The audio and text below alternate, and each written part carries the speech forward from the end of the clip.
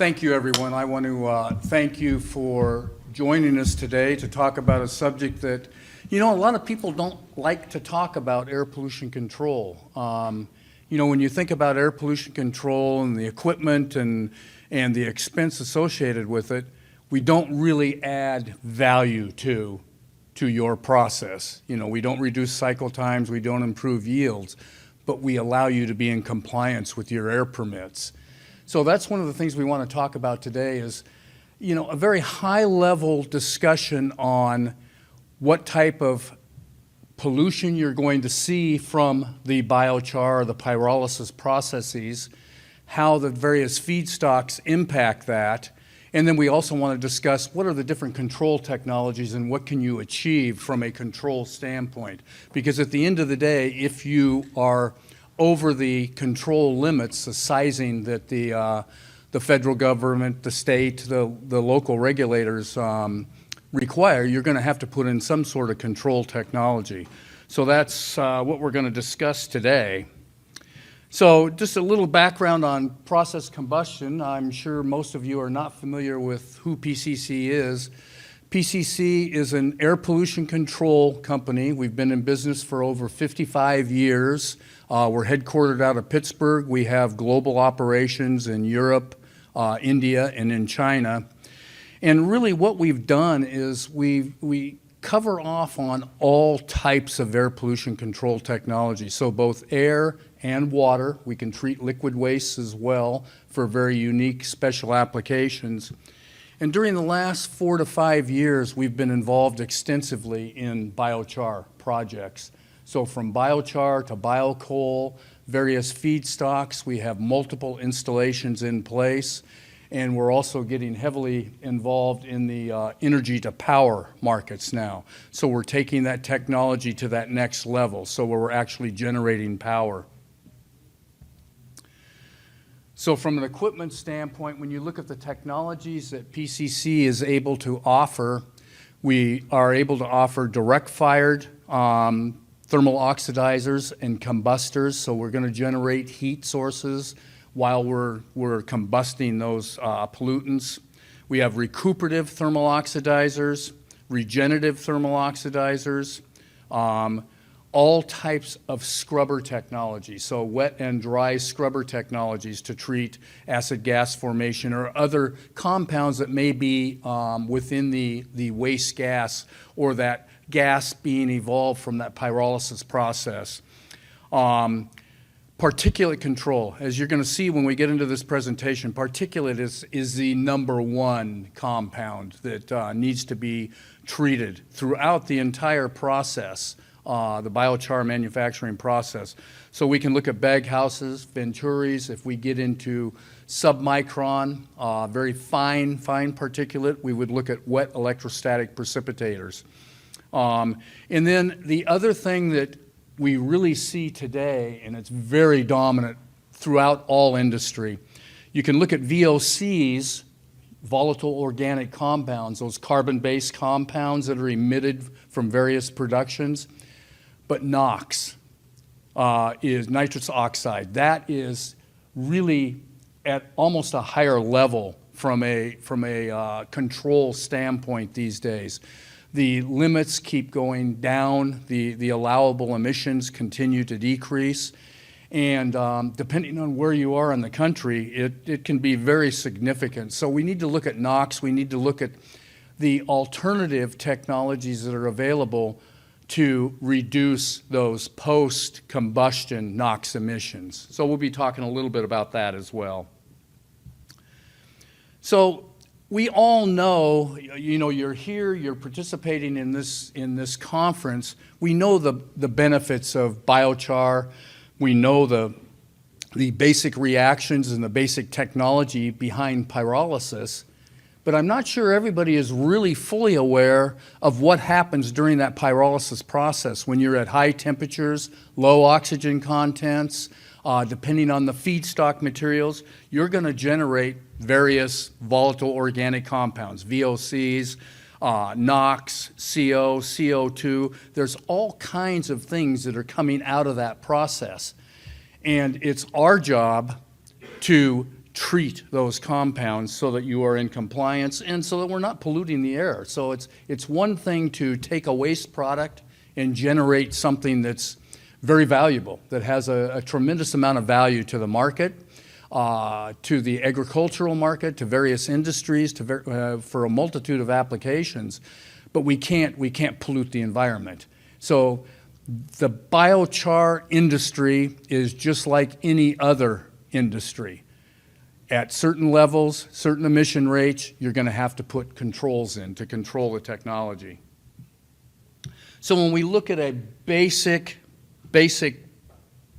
layout, you can see in the red circles multiple areas where emissions, VOCs, compounds, items that need to be treated can be found. So, I mean, if you look at the cutters as an example, particulate, you're going to have particulate coming off there. When you get into the dryers, depending on what the feedstock is, the level you're drying, there will be emissions. You will be emitting, along with the moisture that's coming out, typically you're going to be emitting some other compounds. When you get into the pyrolysis, the other sections that are in here, all these are giving off certain compounds. Anything that sees a temperature with this product will emit certain VOCs, certain volatile organic compounds, and they're all going to be based on what that feedstock is. So depending on the feedstock will determine basically what type of emissions and the volume of emissions that you're going to be generating, and we'll go through that in a little bit more detail. So I think when you look at this, the key message here is when you look at the process, throughout that process, you're emitting different things, from particulate matter to VOCs. In certain cases, you'll be generating NOx, CO, CO2. So there are waste products that need to be dealt with. Once again, this is all predicated on where you are from a manufacturing standpoint. What are those tons per year that you're emitting? But if you're in a situation where you have to be controlled, you have to provide control technology, then there are ways of addressing that and meeting probably, I mean, we're meeting California regulations, and they're probably one of the strictest in the country, and we're not having any issue meeting California regulations. So it can be done. When you look at, if you break the compounds down from an emission standpoint, when you look at the entire process as a whole, you can see at the top of the list is PM, particulate matter. So throughout that process, we're giving off particulate, and it can be very large particulate, it can be submicron particulate. So we need to address particulate. When you come down to that next level, you'll see the next one is NOx. So once again, those NOx emissions, those emissions that are coming from nitrogen-bearing compounds. So anything that has a nitrogen molecule in it, when it hits temperature or chemically reacts, you're going to create NOx. Then we get into your VOCs. So those would be all the other types of compounds that are being emitted during the pyrolysis process. CO, SO2, and then in some cases we're going to have acid gas formation. And it can vary. Hydrochloric is very common, depending on what the compounds are that make up that biomass or the product that's going into the system. You could create some acid gas, and those have to be treated. You can't emit hydrochloric acid to the atmosphere. You need to treat that. So when we look at an overview of what are the major emissions, so we talked about particulate matter. Well, particulate matter can come in all sizes. There's a lot of new regulations out there that are taking it down to that PM 2.5, so the very fine, when you're getting into the very fine particulate, and when you get into submicron particulate. And the destruction efficiencies are extremely high, so the requirements are very high. So you have to look at that. And particulate matter can create respiratory problems for people. I mean, you can see it in the air, you can see smoke. Smoke typically has a lot of particulate in it.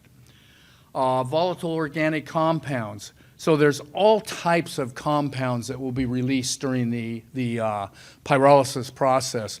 And you can have compounds such as benzenes, toluenes, xylenes, a lot of different carbon-bearing products. The pyrolysis, there's the PHS, or PAHS products, carbon monoxide, NOx, once again, NOx is critical. And then we've got the HAPS compounds that we have to deal with. So when we look at how do we influence this, we can look at the type of equipment we're using. So what type of equipment's being used for the pyrolysis process? The production conditions. So at what temperature, length of time, oxygen contents, the feedstock type, very critical. What type of feedstock are we using for this? Moisture content within the process. So we need to look very closely at that as well.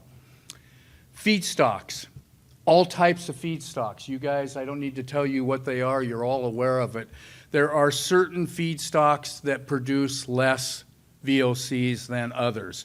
Typically, when you get into your biomass, your agricultural byproducts, those sort of things, they're very low emitters for the most part. They all emit, but they're very low. When you get into your plastics or your municipal waste, you're going to have all kinds of compounds coming out of those. Municipal waste is probably the worst because you have no idea what's in there. And it varies from municipality to municipality.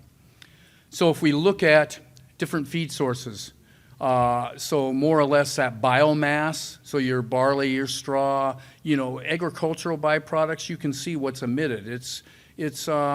Various compounds are there, but when you get into your plastics and your municipal sludge, you can see all of a sudden now you're dealing with higher concentrations. You have the potential to create acid gas. You also create a lot of NOx. And so this adds to your control requirements. Typically, if we're dealing with particulate matter, we're going to institute baghouses, cyclones, venturis, or if we're into submicron, we're going to go with WESPs. And you could have a combination thereof in some cases. Controlling diverse pollutants. We can do dry sorbent scrubbers, we can do wet scrubbers, carbon injection systems, we can control ammonia slips, so there's a lot of different things like that we can look at. NOx emissions. NOx, once again, is critical, and really it comes down to how effective do we run our process from a control standpoint, and what are you doing in your process to minimize that? Temperature is a big thing. The higher you go in temperature, the more NOx you will generate if you have nitrogen-bearing compounds, so we need to look very closely at that. When you get into advanced gaseous pollutants and typical VOCs, you're going to start to look at wet scrubber technologies, more advanced thermal oxidizers.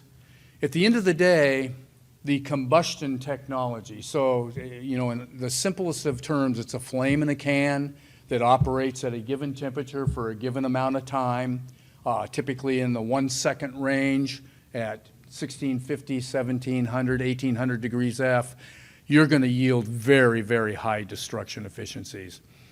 And then if we get into very, very small submicron particulate, we're going to look at wet electrostatic precipitator systems. So here's a chart, and I like to point this chart out because it shows you what the capabilities are of the technologies today that are available for the various compounds that you're going to be dealing with. If we're dealing with particulate matter, we can get down to the submicron removal efficiencies with baghouses in some cases, certainly with WESPs, or some sort of combination thereof depending on the volume and the size of the particulate. You don't want to load a WESP up with huge particulate. You want to save your WESP for that fine, for that polishing. So if you have very large particulate, you're going to deal with that. VOCs, we can achieve 99 to 99.99% destruction via combustion technologies. And there are various technologies out there, various configurations, but you can achieve very high destructions. Carbon monoxide, we can get it down to the 50 part per million range. Sulfur compounds, 98 to 99% destruction. Nitrous oxides, or NOx. We can get NOx down to 80 to 95% removal. Two methods. If we use an SNCR, a selective non-catalytic, we can achieve about 60% reduction. If we use the SCR, the selective catalytic reduction, we can take that down to the 95% range. And then when you look at other pollutants, you can look down the list there, we can achieve very, very high destruction efficiencies. So as I had indicated before, we're really able to provide the technology available to meet the emission requirements pretty much wherever you are. And like I said, we're very successful. We've got 2 installations in California that are meeting all the NOx requirements. So the key is when you are looking at your process and if air pollution control is going to be a requirement, you want to look really, really closely at, number one, your feedstock. What are you going to be doing? What are you going to be using to produce your biochar? And then you want to look at your process. Okay, what can you do from a process standpoint to minimize that? You're not going to eliminate it in your pyrolysis process, but what can you do to minimize that? You need to understand what the composition of that waste gas coming out of that system is. The more information you can provide to the air pollution control supplier, the more efficient and effective and cost effective that system's going to be. Air pollution control equipment is not cheap, and it's an expense. So you want to make sure it's designed to meet the permit, number one, and number two, it's designed to perform day in and day out very efficiently and meet your permit requirements. So when you look at getting ahead of the curve here, you want to look at, once again, your materials of construction. How do you handle varying levels of process change? You need certain levels of flexibility because your process is not going to be the same every day. So you need to understand that when we design the equipment. Design a system that meets all those requirements that are out there. And the other thing that we're seeing a lot of these days, and it really makes a lot of sense, is if you can take that heat that is being generated after you come out of the air pollution control and you can convert that to power. And there are a lot of ways of doing that. You can do that with steam turbines. You can do that with ORCs, organic Rankine systems. And these all allow you the ability to generate power. And you get a return on that investment then. So that power can go to the grid. We have companies we're working with right now that do biocoal. They produce biocoal in California for the steel industry. And they're actually now going to use the off gas and they're going to generate power to power the entire plant. They want to get off the grid. They don't want to pay the high prices. And the other thing we need to think about, today it may not be totally 100% justifiable because electricity is still relatively cheap. We're seeing a lot of the data centers that are coming in. These things require massive amounts of power. And price of electricity in the next 3 years is going to go up. I mean, whether we like it or not, from an industrial standpoint, from a residential standpoint, we're going to be paying more for electricity. So the return on investment is much, much quicker than what it would be today. So you can start to look at this and do a financial analysis and justify this. So I guess in summary, my last slide here, and I think I'm almost on time, really, there's a lot that can be done. This is a great technology. This is a great new industry. And it's been around a while, but it's growing. And it's great to be here and see all the people. We actually have a booth. And, if you have any questions, come by our booth today, booth 201. And we'll certainly talk to you more about any air pollution control needs or the power needs. But you need to be cognizant of it. You need to be aware of it. It's not something anybody really wants to deal with. They really want to do, but you're going to have to do it if you're at a certain size. And I think even if you're small, you're going to want to grow, and as you grow, you're going to hit that level where you're going to be required to permit. And it's nice to know what technologies are available, what options you have, and what can be yielded. So those guarantees that you're going to get. So that was kind of a quick overview and very high-level overview of the technologies. But I guess, in conclusion, the technologies exist. We can hit the permit requirements. There's a lot of flexibility in the different type of technologies that can be selected. So we work very closely. All the systems we do, probably 98% of everything that we do are custom designed. They're designed to meet the specifications that the end user is requiring. So with that, I'll open it up to questions. Yep, 5 minutes for questions. Yes, sir. Michael, great presentation. For dioxins and furans, imagine we bring some plastics in and some other stuff.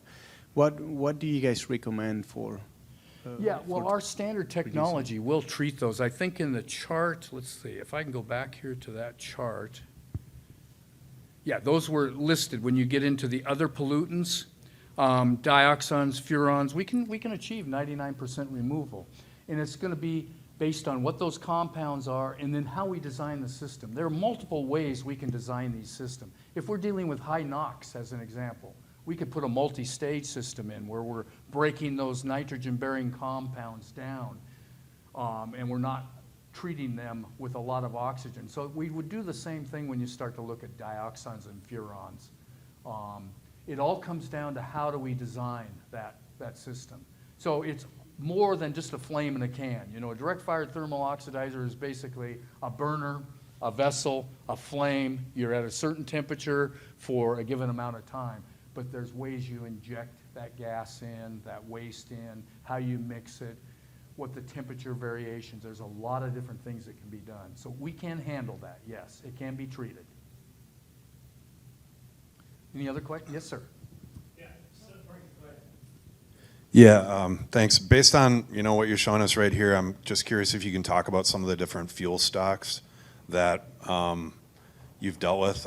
Selfishly, I'm kind of interested in urban forestry as the feedstock, and so I'm just curious what some of the other common. The feedstocks that we've primarily worked with have been southern yellow pine. So we're doing applications with southern yellow pine. We're doing it with walnut shells. We're doing it with almond trees. We're doing it with oats. And municipal waste. Those are the ones that we have active programs, active installations going on. Realistically, as long as we know what is coming out, and we're working on a plastics right now, where they're recycling plastics. That one's not in installation, but it's well into the design phase at this point. We need to know what that feedstock is, and we need to know what is going to be emitted from that pyrolysis process. So what is coming out of that after you've put that feedstock in? From that, we will design a system that meets the requirements. What have you seen from some of those examples of what compounds are you dealing with? Does all of these show up in? Oh yeah, all of these are going to show up in the various compounds. The more agricultural it is, the less of these compounds we see. When we start to get into the plastics, we get into the municipal waste, that's where we're going to start to see the higher levels of NOx. We're going to see the higher levels of dioxins, furans, and what else was I going to say? Just those tougher to treat compounds. But when you're in the biological, when you're in the wood products, the agricultural waste, they're there, but they're minimal. They're much easier to treat and less requirements. So it's really the plastics and the municipal waste are the tougher of the group that we've looked at. Time for one more quick question.